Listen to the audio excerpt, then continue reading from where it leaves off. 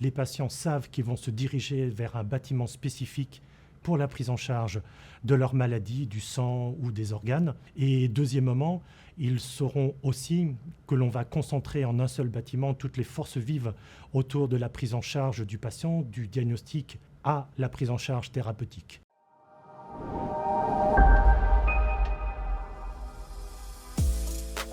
Ça date d'à peu près une dizaine d'années, lorsque nous avons commencé à imaginer ce que sera le futur bâtiment et l'endroit où il sera. Les choses ont un peu changé au cours de ces années. J'ai participé, autant que faire se peut, à la définition de certaines situations, qu'elles soient cliniques ou thérapeutiques, de certains étages, ou la répartition des professionnels de santé qui sont de ma responsabilité. Dans le cadre de l'hématologie, nous menons beaucoup de travaux sur la thérapeutique.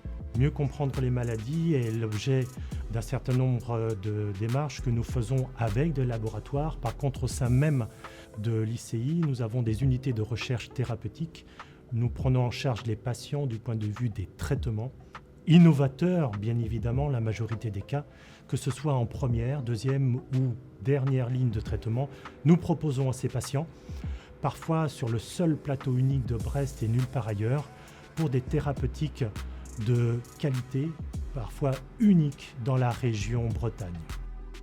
Un peu d'ambivalence, un peu de tristesse ou de nostalgie par rapport aux 20 ans passés dans le bâtiment 3 de l'hôpital Morvan. Beaucoup d'envie de continuer à bien faire, d'espérer mieux faire pour les patients tels que nous l'envisageons sur cette nouvelle institution.